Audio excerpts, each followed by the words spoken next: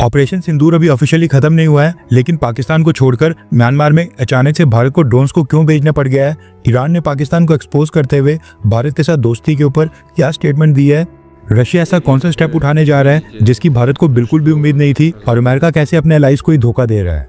कई सारी important updates आ रही हैं जो आपको मेन स्ट्रीम के न्यूज चैनल्स के ऊपर भी देखने को नहीं मिलेंगी, इसलिए वीडियो को एंड तक देखिएगा। सबसे पहले बात करते हैं भारत के retired diplomat Harshvardhan Shringla sir के बारे में, जो न सिर्फ अमेरिका और बांग्लादेश में भारत के एम्बेसडर के तौर पर रह चुके हैं, बल्कि G20, ब्रिक्स से लेकर यूनाइटेड नेशंस में भी उन्होंने कई बार भारत का पक्ष काफी बोल्ड अंदाज में रखा है। अब ये भारत के फॉरेन सेक्रेटरी भी रह चुके हैं, जो मिनिस्ट्री ऑफ एक्सटर्नल अफेयर्स में सबसे हाईएस्ट ब्यूरोक्रेटिक पोस्ट होती है, और विदेश मंत्री को रिपोर्ट करते हैं। न्यूज आ रही है कि प्रेसिडेंट द्रौपदी मुर्मू जी ने इनको राज्यसभा के लिए नॉमिनेट किया है। दरअसल भारत में प्रेसिडेंट के पास पावर होती है कि वो राज्यसभा के 12 मेंबर्स को नॉमिनेट कर सकता है। टेन्योर खत्म होने के कारण इन 12 में से 4 सीट्स वैकेंट हो गई थी, जिसके बाद प्रेसिडेंट द्रौपदी मुर्मू जी ने 4 नए राज्यसभा नॉमिनेशंस अनाउंस कर दिए हैं। इनमें सबसे पहला नाम है भारत के brilliant diplomat Harshvardhan Shringla sir का। उसके बाद 26/11 मुंबई हमले के केस में प्रोसिक्यूटर उज्ज्वल देवराव नोकम सर भी राज्यसभा नॉमिनेशन वाली लिस्ट में शामिल है, जिन्होंने कसाब का केस लड़ा था। Historical researcher Meenakshi Jain madam को भी नॉमिनेशन मिला है, और सी सदानंद मास्टर जी को भी राज्यसभा मेंबर बनाया गया है, जो केरला में एक समाज सेवी टीचर है और नेशनल टीचर्स यूनियन केरला के स्टेट वाइस प्रेसिडेंट है। 1994 में CPIM के गुंडों ने पॉलिटिकल कारणों से सी सदानंद मास्टर जी के दोनों पैर काट दिए थे, लेकिन ये बिना दोनों पैरों के आज भी समाज सेवा कर रहे हैं। नेक्स्ट अपडेट आ रही है भारत की UPI सुप्रीमेसी को लेकर। UPI से पहले आपको याद होगा वीजा पेमेंट नेटवर्क भारत में काफी चलता था। आज तो खैर रुपे कार्ड्स आ गए हैं, लेकिन उनसे पहले भारत में वीजा और मास्टर कार्ड कंपनीज इन्होंने पूरी तरह से टेक ओवर करके रखा था। अब ये दोनों global payment processing network companies हैं, जो ऑनलाइन पेमेंट ट्रांजैक्शंस को प्रोसेस करती हैं। ये दोनों ही कंपनीज अमेरिका बेस्ड हैं, और न्यूज निकल कर आ रही है कि भारत के UPI ने इन दोनों को ट्रांजैक्शंस के मामले में पीछे कर दिया है। इनमें से सबसे ज्यादा ट्रांजैक्शंस करती थी वीजा कंपनी, लेकिन अब न्यूज निकल कर आ रही है कि डेली ट्रांजैक्शंस के मामले में UPI ने वीजा कंपनी को क्रॉस करके वर्ल्ड वाइड पहला स्थान हासिल कर लिया है। UPI ट्रांजैक्शन का डेली काउंट 650 मिलियन पहुंच गया है, जबकि वीजा की डेली ट्रांजैक्शंस हैं 639 मिलियन। हैरानी वाली बात यह है कि UPI अभी सिर्फ 7 देशों में एक्टिव है, यानी कि 7 देशों ने UPI को अपने यहाँ पर एंट्री दी है, जबकि वीजा कंपनी दुनिया के 200 से भी ज्यादा देशों में एक्टिव है।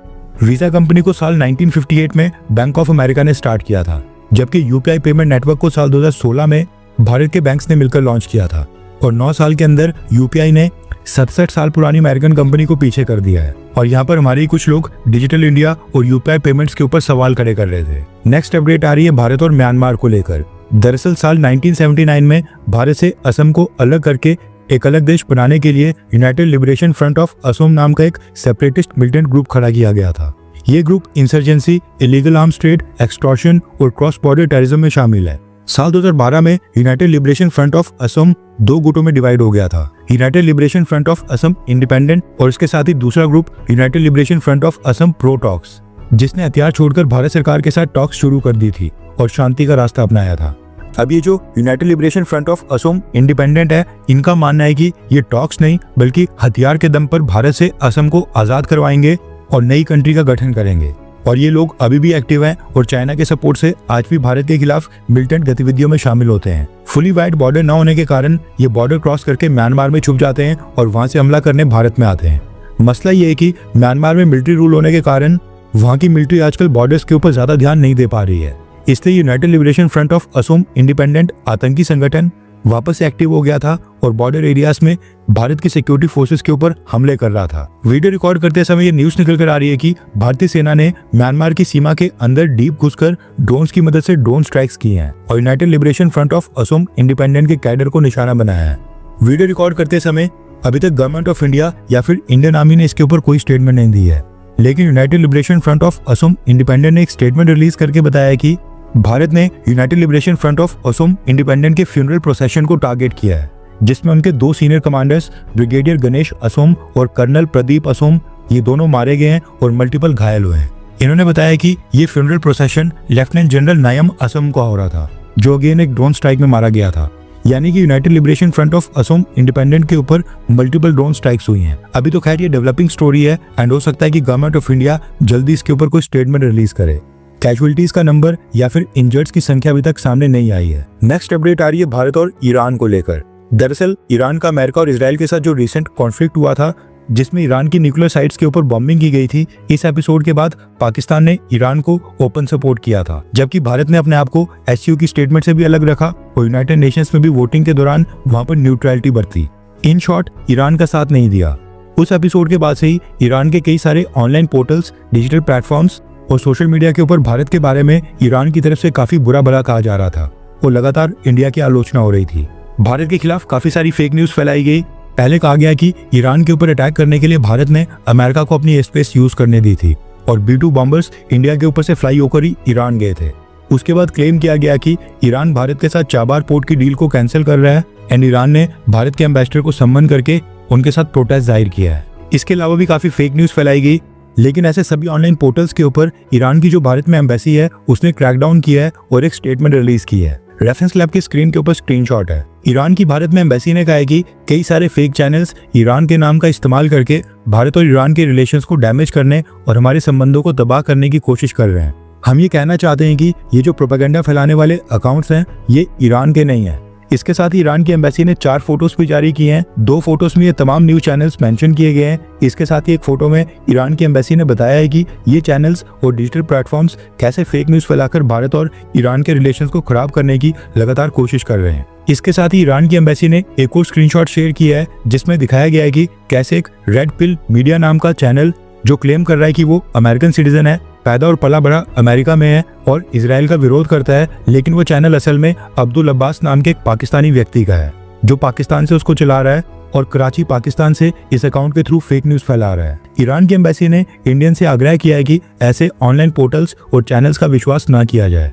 अब मसला ये है कि ये फेक न्यूज फैलाने वाले जो तमाम सोशल मीडिया अकाउंट्स हैं वो ईरान की गवर्नमेंट के नाम से बनाए गए हैं। उनके यूजर नेम्स ऐसे हैं जैसे लगता है कि वो गवर्नमेंट ऑफ ईरान को रिप्रेजेंट करते हों। साथ में इनके ऊपर ब्लू टिक भी है, लेकिन ईरान की गवर्नमेंट इनको ऑपरेट नहीं करती है। ईरान की गवर्नमेंट ने तो अमेरिका के विरोध में फेसबुक से लेकर ट्विटर, यूट्यूब इन सबको अपने देश में ब्लॉक करके रखा है और ना ही गवर्नमेंट ऑफ ईरान के इन सभी सोशल मीडिया साइट्स के ऊपर इनके अकाउंट है। इसलिए पाकिस्तान अब ईरान और ईरान की गवर्नमेंट ईरानियन आर्मी के नाम से फेक अकाउंट्स बना रहा है और फॉलोअर्स और एंगेजमेंट बढ़ाने के लिए भारत और ईरान की फेक न्यूज फैला रहा है और भारत और ईरान के बीच नफरत पैदा करने की कोशिश कर रहा है। जब से ईरान की एम्बेसी ने ऐसे अकाउंट्स को एक्सपोज किया है उसके बाद से ये मीम काफी वायरल हो रहा है। जब से ट्विटर को मोनेटाइज किया गया है उसके बाद से पाकिस्तानी काफी फेक न्यूज फैला रहे हैं और प्रोपेगेंडा फैलाने की कोशिश कर रहे हैं। नेक्स्ट अपडेट रशिया और पाकिस्तान से रिलेटेड है, लेकिन भारत के लिए काफी कंसर्निंग न्यूज होने वाली है। रेफरेंस लैब की स्क्रीन के ऊपर आर्टिकल का स्क्रीनशॉट है। कुछ दिन पहले हमने आपको न्यूज सुनाई थी कि रशिया ने पाकिस्तान के साथ डायरेक्ट रोड और डायरेक्ट रेलवे नेटवर्क बनाने का फैसला किया है। अभी वो न्यूज हम डाइजेस्ट नहीं कर पाए थे कि रशिया ने एक और शॉक दे दिया है। दरअसल रशिया ने पाकिस्तान के साथ एक डील साइन की है जिसके तहत पाकिस्तान की स्टील मिल्स प्रोजेक्ट को रिवाइव करने में रशिया अपनी एक्सपर्टीज और रिसोर्सेज पाकिस्तान के साथ शेयर करके पाकिस्तान की गवर्नमेंट की मदद करेगा। ये एग्रीमेंट पाकिस्तान की जो रशिया में एम्बेसी है वहां पर साइन हुआ है, जिसके लिए पाकिस्तान के special assistant to the prime minister Haroon Akhtar Khan और secretary of industries and production Saif Anjum को रशिया में इन्वाइट किया गया था और रशिया के general director of industries engineering LSE Vadim Velichko को इन्होंने इसको साइन किया है। दरअसल पाकिस्तान की स्टील मिल्स में साल 2015 से प्रोडक्शन पूरी तरह से बंद थी और यहाँ पर इस एग्रीमेंट के बाद अब रशिया की मदद से मॉडर्न इक्विपमेंट और एक्सपर्ट्स की टीम पाकिस्तान आएगी, यानी कि रशिया की मदद से इस स्टील प्रोडक्शन को वापस से यहाँ पर स्टार्ट किया जाएगा। और खास बात यह है कि रशिया की मदद से न सिर्फ इस पाकिस्तान स्टील मिल प्रोजेक्ट को दोबारा से रिवाइव किया जाएगा, बल्कि कॉन्ट्रैक्ट के मुताबिक लेटेस्ट टेक्नोलॉजी और मॉडर्न इक्विपमेंट के साथ नई स्टील मिल्स को भी खोलने में रशिया पाकिस्तान की गवर्नमेंट की मदद करेगा। मसला ये है कि पाकिस्तान के पास हाई ग्रेड स्पेशल स्टील बनाने की एक्सपर्टीज नहीं है, यानी ऐसा स्टील जो डिफेंस इक्विपमेंट इंडस्ट्री में इस्तेमाल होता है। पाकिस्तान इसको इंपोर्ट करता था, लेकिन अब रशिया की मदद से पाकिस्तान के पास हाई ग्रेड स्पेशल स्टील बनाने की मॉडर्न और एडवांस टेक्नोलॉजी भी आने वाली है। रशिया और पाकिस्तान का इतना क्लोज आना ये भारत के लिए काफी चिंताजनक है। नेक्स्ट अपडेट आ रही है केरला से। न्यूज निकल कर आ रही है कि केरला के गवर्नमेंट स्कूल्स में अब नए तरह का सीटिंग अरेंजमेंट सेट किया जा रहा है। रेफरेंस के लिए आपकी स्क्रीन के ऊपर ये पिक्चर है। इस नई सीटिंग अरेंजमेंट में बेंचेस को यू शेप में सेट किया जा रहा है। सभी benches side by side set किए जा रहे हैं ताकि कोई भी सेकंड रो ना बनानी पड़े और टीचर हर एक स्टूडेंट के साथ डायरेक्ट आई कांटेक्ट कर पाए। ये सीटिंग अरेंजमेंट इसलिए बनाया जा रहा है ताकि बैक बेंचेस वाली प्रैक्टिस को कम किया जाए। न्यूज आ रही है कि केरला के 7 गवर्नमेंट स्कूल्स में ये प्रैक्टिस स्टार्ट हो गई है और यहाँ से फीडबैक आने के बाद और भी स्कूल्स में इस यू शेप सीटिंग अरेंजमेंट को इम्प्लीमेंट किया जा सकता है। आपको क्या लगता है कि ये यू शेप सीटिंग अरेंजमेंट सही है या फिर पुराने वाला ही सही था? नीचे कमेंट करके बताएं। नेक्स्ट अपडेट आ रही है अमेरिका से। दरअसल न्यूज निकल कर आ रही है कि अमेरिका ने यूरोपियन यूनियन के ऊपर भी 30% टैरिफ्स अनाउंस कर दिए हैं। अब यूरोपियन यूनियन के अंदर फ्रांस, इटली और जर्मनी समेत नाटो के काफी सारे देश आते हैं। एंड अब डोनाल्ड ट्रम्प के स्टेप के बाद ये सारे देश अमेरिका के खिलाफ स्टेटमेंट दे रहे हैं। अब देखा जाए तो G7 में अमेरिका को छोड़कर जितने भी देश थे, अमेरिका ने उन बाकी सभी देशों के ऊपर टैरिफ लगा दिए हैं। इससे पता चलता है कि G7 की यूनिटी कहां पर गई। हैरानी वाली बात यह है कि डोनाल्ड ट्रम्प ने चाइना के साथ डील साइन कर ली है, लेकिन जापान, साउथ कोरिया, नाटो और G7 की कंट्रीज के ऊपर लगातार सैंक्शंस अनाउंस कर रहे हैं। हर 24 घंटे के अंदर जियोपॉलिटिक्स में बड़े फेरबदलाव और उलटफेर हो रहे हैं और भारत के लिए नए चैलेंजेस आ रहे हैं। कोई देश अपने फैसले से पलट रहा है तो कोई देश ब्लैकमेलिंग के ऊपर उतर आया है। सभी देश एक दूसरे को नीचे लगाने की कोशिश कर रहे हैं।